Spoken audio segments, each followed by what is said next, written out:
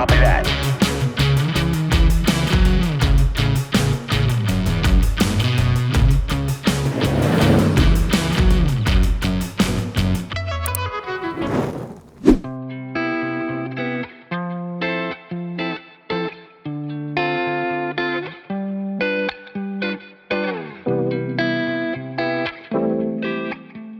Tjena, Lukas Magnusson heter jag, jobbar för Marcus Näsén Entreprenad.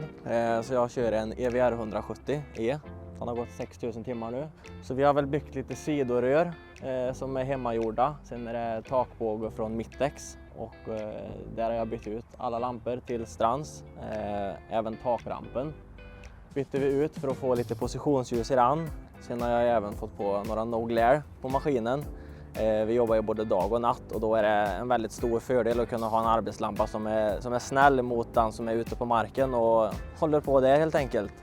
Det blir mycket att man håller ögonkontakt och försöker hålla bra kommunikation och då underlättar att inte lampan bländar på samma sätt som många andra lampor gör. Så därför var det ganska enkelt när de berättade att de hade fått in den här på Strands. Ja, sen är det lite positionsljus i speglar, blixtljus även i både takbågen och i speglarna.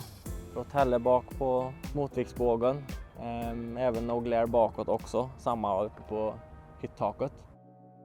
Sen har vi den lilla ugglan här också då, som har varit med på några maskiner sedan tidigare. Det är väl mest för att hålla borta fåglarna från maskinen och sen så är det en liten kul detalj som många lägger märke till. Så idag har jag borrat ut så jag har satt i Eagle Eyes i den så att det lyser lite på kvällen.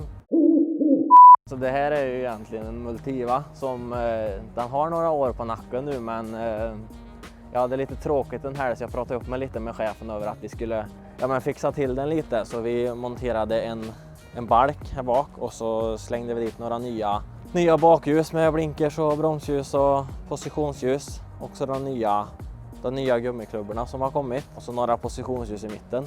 Och sen även 2 fabriksljus. Har inte hunnit få på allting än men det ska på några rotorljus och så några fler positionsljus på sidorna mellan skärmarna och lite så. Och samtidigt även lite underglow som ska lysa ner sen på stänkskyddet. Så det finns planer än, även på den här maskinen och det är ju bara för att man får en ny så ska man inte ge upp liksom de andra maskinerna heller utan även om det är en gammal maskin så tycker jag verkligen att man ska lägga energin och fixa i ordning dem också.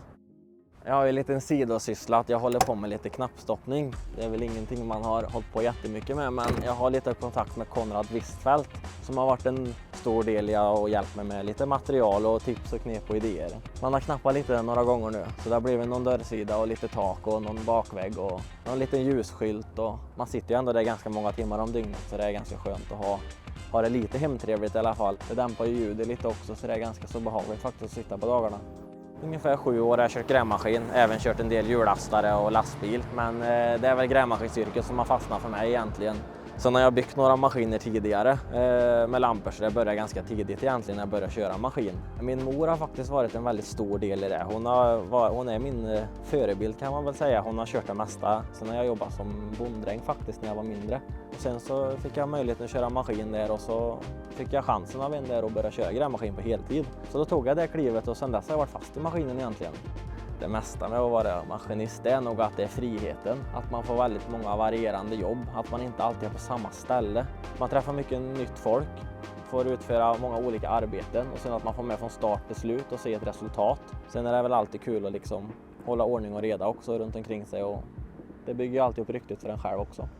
Jag har haft ett stort intresse för just lampor och tycker det är väldigt kul att mixtra lite och så här, små detaljer som sticker ut liksom inte bara här basic positionsljus lite här och där utan gräl med lite lastbilar också så att det är egentligen lampor jag tycker är väldigt, väldigt roligt att hålla på med. Så det har varit med mig några år och det kommer att fortsätta.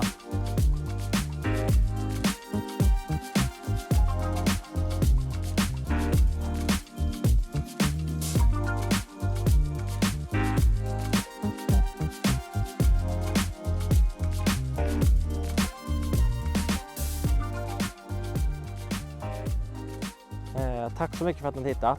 Fantastiskt kul. Jag hoppas att vi ses i nästa video när jag visar upp den nya maskinen. Då ses vi även på firman och så har vi lite andra nyheter som vi kommer att visa. Det är inte bara en maskin utan det kommer lite andra grejer också. Så jag hoppas att vi ses snart.